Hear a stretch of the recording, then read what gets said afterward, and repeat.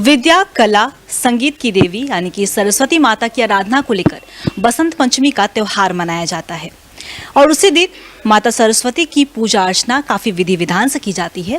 लेकिन पूजा अर्चना को लेकर कई सवाल हमारे मन में आते हैं और ऐसे में इन्हीं सब सवालों के जवाब के साथ हमारे साथ आज पंडित अनिल पाठक जी हमारे साथ जुड़े हुए हैं। सबसे पहले अनिल जी, आपका बहुत बहुत स्वागत है टीवी 45 पे। पंडित जी, जिस तरीके से बसंत पंचमी आ रहा है और 14 फरवरी को सरस्वती पूजा है, ऐसे में आके क्या कुछ मान्यता है, आखिर सरस्वती पूजा क्यों मनाया जाता है? इसका नाम बसंत पंचमी है। इसी दिन से बसंत ऋतु का आगमन हुआ है। 12 राशि हैं और 12 महीना है।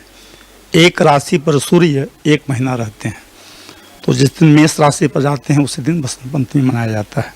चूँकि माघ शुक्ल पंचमी को मनाया जाता है, इसलिए इसका नाम बसंत पंचमी पड़ा। माँ सरस्वती स्वर की देवी के साथ साथ विद्या की भी देवी हैं। दिया है कि संगीत कला से जो विहीन हैं वो इंसान बिना पूंछ के पशु के समान है, इसलिए संगीत और कला तो होना ही चाहिए। इसके साथ ज्ञान की भी देवी माँ। ज्ञान हो, ज्ञान का भंडार उनके हाथों में पुस्तक दर्शाया गया है। पुस्तक ज्ञान का प्रतीक यानी ज्ञान का भंडार है, लेकिन उनका सवारी हंस दे दिया गया है। हंस में विशेष गुण पाया जाता है कि अगर दूध और जल एक में करके दें तो दूध ग्रहण करता है और जल को छोड़ देता है। ये इंडिकेट करता है कि हम सब सार तत्व को ग्रहण करें, बाकी से कोई प्रयोजन नहीं। माँ का पूजन ऐसे तो विशेष रूप से 3 रूप माँ का, महाकाली, महालक्ष्मी और महासरस्वती, 3 तरह का पूजन भी बतलाया गया है सनातन धर्म में। सात्विक, अराजसी और तामसी। सात्विक पूजन वो जिसमें पूरे विश्व का कल्याण निहित हो, सबके कल्याण के लिए। अराजसी पूजन वो जो अपने कल्याण तक सीमित हो, और तामसी पूजन वो जो औरों को कष्ट देने के लिए, शत्रुनाश के लिए आदि लोग पूजन करते हैं। यही तामसी पूजन में ही बलि प्रथा आदि आता है। तो माँ सरस्वती का रूप सात्विक रूप है। महाकाली तामसी, महालक्ष्मी राजसी और महासरस्वती सात्विक। सत्य का रूप सफेद बतलाया गया। माँ का वस्त्र सफेद निर्मलता का ही प्रतीक है और सत्वगुण का भी प्रतीक है। पंडित जी, हम अक्सर देखते हैं कि हर साल का सरस्वती पूजा बसंत पंचमी अपने आप में खास होता है। तो 2024 चल रहा है, ऐसे में इस बार के सरस्वती पूजा में क्या कुछ खास होने वाला है? माँ का पूजन जिस दिन हो उसी दिन खास हो जाता है, क्या कहना। तो इसलिए हर तरह से खास है ही। और 24 में तो विशेष महत्व इसका इस बहाने भी है, उत्साह और दुगना हो जाता है कि रामलला विराजमान हो गए हैं अयोध्या में, तो इसलिए और अधिक माँ का पूजन की विधि भी अंतिम में बतलाएंगे। इस तरह से पूजन करें माँ का। पंडित जी, आपने सफ़ेद रंग का जिक्र किया यहाँ पे कि माता सरस्वती को सफ़ेद रंग काफ़ी भाता है, सफ़ेद वस्त्र उन्हें पहनाया जाता है, यहाँ तक कि हंस का रंग भी सफ़ेद है। तो ऐसे में क्या फूल क्या उजले होने चाहिए? तो आखिर उसकी मतलब सफ़ेद रंग की मान्यता सरस्वती पूजा में क्या है? जैसे महाकाली का काला रंग है, महालक्ष्मी का लाल और महासरस्वती का सफ़ेद। तो सात्विक, राजसी और तामसी। तो सात्विक का रंग ही सफेद होता है। सफेद निर्मलता के प्रतीक है। बुद्धि तो हो लेकिन निर्मल बुद्धि आए, मलिन बुद्धि नहीं, ये दर्शाता है। खास करके अगर छात्रों की बात करें हम पंडित जी, तो छात्र इसमें खासतौर पर विशेष रूप से पार्टिसिपेट करते हैं। सरस्वती पूजा आता है, मूर्तियां लेने जाते हैं, एक अलग ही उनमें उत्साह नजर आता है। तो आके छात्रों के लिए कैसे, उन्हें क्या आराधना करनी चाहिए सरस्वती माता की? उनके लिए तो मैंने ये बहुत बड़ा त्यौहार है। छात्र ऐसे तो सबों के लिए है, बुद्धि विद्या की आवश्यकता तो सभी को है। लेकिन विशेषकर जो छात्र जीवन में हैं उनके लिए तो उस दिन का महत्व क्या कहना, विशेष रहता ही है। और उत्साह, पूजन पाठ उत्साह की ही चीज़ है, मन में उमंग हो तो ही इसका औचित्य है, नहीं तो मलिन मन से किया गया पूजन भी व्यर्थ है। सरस्वती पूजा हो और अक्सर हम सभी पूजा में पंडित जी देखते हैं कि कुछ ना कुछ विशेष तौर पर मंत्र का भी उसमें यूज़ किया जाता है। हर एक भगवान की, हर एक पूजा का एक अलग ही मंत्र होता है, उसकी अलग ही महत्व होते हैं। तो ऐसे में सरस्वती पूजा को लेकर ऐसे कौन से मंत्र हैं जिन्हें पूजा करते समय याद रखना चाहिए या उसे यूज़ करना चाहिए? सबसे पहले पूजन में दिया है कि आवाहन करना चाहिए, आएंगे तब तो उनका सेवा कर पाएंगे हम सब। तो माँ सरस्वती जी के आवाहन का मंत्र है कि ओम शुक्लां ब्रह्म विचार सार परमा माद्यां जगद व्यापिणीं वीणा पुस्तकधारिणीं अभयदां जाड्यान्धकारापहां हस्ते स्फाटिकमालिकां विदधतीं पद्मासने संस्थितां वन्दे तां परमेश्वरीं भगवतीं बुद्धिप्रदां शारदां। माँ से बुद्धि का याचना भक्त कर रहे हैं। आ गई माँ, तो उनके लिए कोई भी आते हैं तो अब देहात में पहले ही प्रचलन था कि लोग कोई अतिथि आए तो उनका पहले बैठा के पैर धुलाया जाता था, जिसको पाद्य बोलते हैं कर्मकांड के भाषा में। तो पैर धोने मतलब 4 बार जल देना है, पाद्य, अर्घ, आचमन, तब स्नान। पाद्य यानी पैर धोना माँ को, अर्घ यानी हाथ धोने के लिए जल, आचमन यानी कुल्ला करने के लिए, फिर स्नान के लिए। उसके बाद पंचामृत से स्नान कराएं। जैसे हम सब व्यवहारिक जगत में साबुन लगाते हैं, उसी तरह से माँ के लिए वो पंचामृत काम करता है। पंचामृत से स्नान के बाद शुद्ध जल, उसके बाद आचमन, आचमन यानी खुला। इसके बाद वस्त्र माँ को चढ़ाएं। सनातन की पद्धति हम लोगों के जीवन में के लिए बहुत महत्वपूर्ण है। जो पूजन पद्धति बतलाया गया है उसी अनुसार हम लोग को ही व्यवहार करना है। तो ये नहीं कि पहले चंदन लगा ली उसके बाद वस्त्र धारण के, नहीं, पहले वस्त्र धारण करें, उसके बाद अगर जनेऊ लायक हैं, यहाँ तो माँ की पूजन है इसलिए वस्त्र आभूषण, उसके बाद फिर एक बार जल आचमन के लिए, तब चंदन लगाएं माँ को, अक्षत लगाएं, श्वेत रंग पहले ही कहे कि माँ का श्वेत हर तरह से माँ को पसंद है, उनका वस्त्र भी श्वेत, उनका सवारी श्वेत। इसके बाद चंदन अक्षत के बाद पुष्प, श्वेत पुष्प विशेषकर चढ़ाएं, माला। दुर्वा के विषय में बहुतों का ये है कि माँ पर दुर्वा नहीं चढ़ना चाहिए। ऐसे विशेषकर वो दुर्गा जी के लिए, विष्णु पर अक्षत नहीं, दुर्गा जी पर दुर्वा नहीं, सूर्य पर बिल्वपत्र नहीं और गणेश जी पर तुलसी नहीं, ये कर्मकांड में वर्जित हैं, ये नहीं चढ़ाना चाहिए। लेकिन चूंकि ये माँ के दुर्गा तो सम्मिलित रूप हुआ, महाकाली, महालक्ष्मी, महासरस्वती, सरस्वती अलग हैं तो दुर्गा भाववश चढ़ा सकते हैं बिल्वपत्र। उसके बाद अबीर, गुलाल, हल्दी, चूर्ण, सिंदूर आदि सभी चढ़ाएं।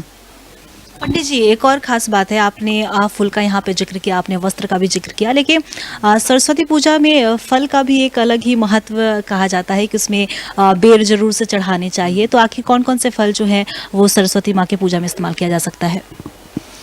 ऐसे कर्मकांड की दृष्टि से देखा जाए तो गाजर को नहीं चढ़ाना है, लेकिन 99% लोग चढ़ाते हैं, अब उस दिन अवश्य कर। तो लेकिन सबका निचोड़ ये है कि महाजनों जेन गतः स पंथा, जिस रास्ता को अधिक लोग अपनाए हुए हैं उसको सही मान के उसको अपनाना चाहिए, चलना चाहिए उस पर।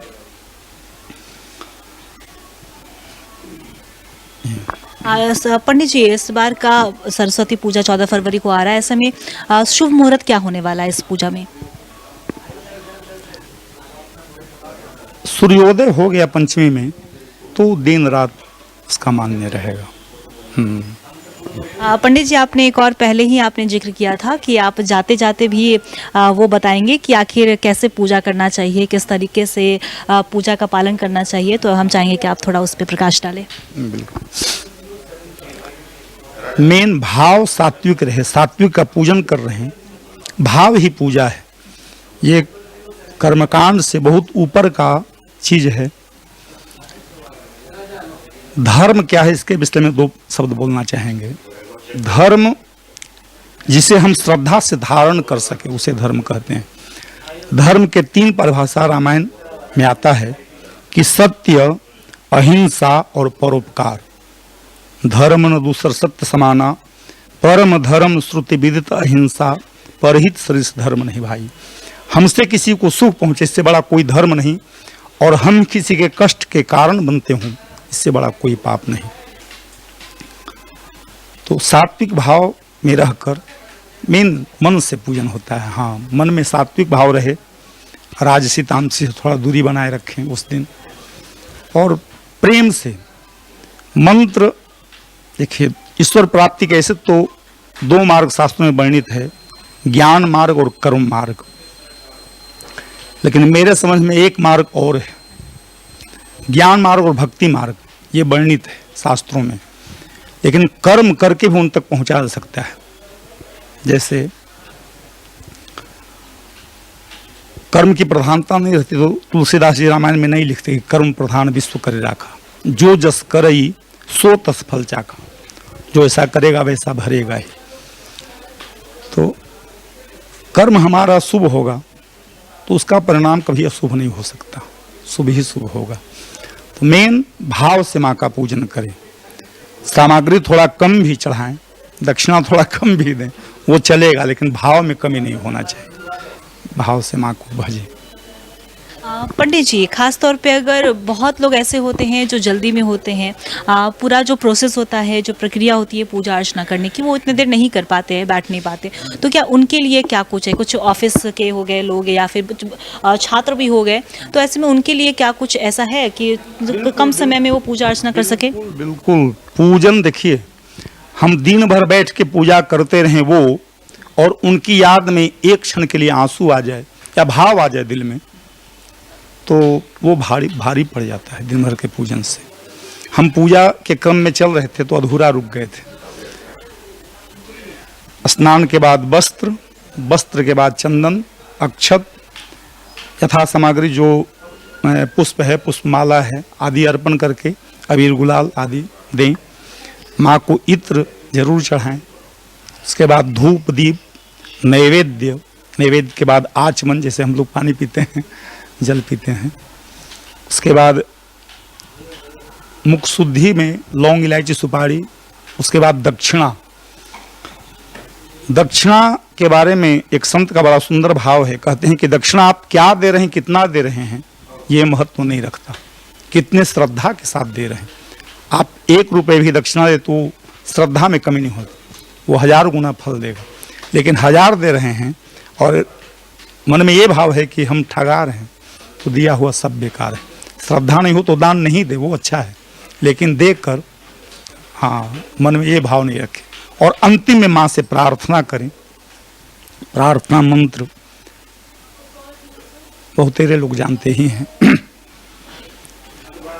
ओम या कुंदेन्दु तुषारहार धवला, या शुभ्रवस्त्रावृता, या वीणा वरदंड मंडित करा, या श्वेत पद्मासना, या ब्रह्माच्युत शंकर प्रभृतिभिर्देवैः सदा वंदिता, सा मां पातु सरस्वती भगवती निःशेषजाड्यापः। महा सरस्वत्यै नमः। भक्तिपूर्वक नमस्कारान् समर्पयामि। मंत्र नहीं भी जानते हो तो भाव से प्रणाम करने पूजन पूर्ण है उससे। पंडित जी, जाते जाते मैं आपसे एक और सवाल ये पूछना चाहूँगी कि कौन कौन सी चीज़ें जो है होती हैं इसमें पूजा का खास तौर पे ध्यान देना चाहिए। एक तो आपने पूरी प्रक्रिया बताई कि क्या कुछ पूजा अर्चना करना चाहिए, लेकिन मन में भाव के साथ पूजा करना चाहिए, लेकिन इसके अलावा भी ऐसी कौन कौन सी चीज़ें हैं खास करके छात्रों के लिए, क्योंकि ये सरस्वती माता को विद्या की देवी कहा जाता है, तो उन्हें क्या क्या खास चीज़ों का ध्यान रखना चाहिए जिनसे कि उनकी मनोकामनाएं पूर्ण हो सकती हो। भाव अच्छा है तो सब अपने आप अच्छा होता जाएगा। मेन भाव है। पूजन में थोड़ा कमी भी रह गया तो भाव से पूर्ण हो जाता है। भावो तिष्ठति देवता, देवता भाव खोजते हैं। मरा मरा कह के भी यहाँ तरे हैं लोग, तो मन से राम कहेंगे, मन से माँ को पुकारेंगे, वो सुनेंगे ही। मेन सामग्री पूजन का कम हो चलेगा, लेकिन भाव में कमी नहीं होना चाहिए। मतलब पंडित जी की पूरे भाव से पूजा अर्चना करनी चाहिए। चलिए पंडित जी, आपका बहुत बहुत शुक्रिया हमारे साथ जुड़ने के लिए और हमें तमाम जानकारी देने के लिए कि आखिर सरस्वती पूजा क्यों खास है, किस तरीके से मनाएं। तो ये थे हमारे साथ पंडित अनिल पाठक जी, जिन्होंने आपको जानकारी दी कि मन में अच्छे भाव रखिए, अच्छे भाव से माता सरस्वती की पूजा अर्चना करिए और पूरे विधि विधान से करिए। और इन्होंने पूरी तरीके से विधि विधान भी आपको बताया कि क्या कुछ माता सरस्वती को प्रिय है, क्या कुछ उन्हें चढ़ता है। तो हम चाहेंगे कि आप ऐसे में पूजा के दौरान ये सारी चीज़ों का ध्यान रखें, लेकिन उससे ज़्यादा ज़रूरी है कर्म अच्छा करें और अपने मन में अच्छे भाव से पूजा अर्चना करें, क्योंकि अगर मन में भाव अच्छा रहेगा तो माता सब पूर्ण करेगी। तो हमारे साथ थे पंडित अनिल पाठक जी, जिन्होंने आपको तमाम जानकारी दी सरस्वती पूजा को लेकर। तो फिलहाल अपने सहयोगी गणेश के साथ मैं अंकिता शर्मा, TV45 धनबाद।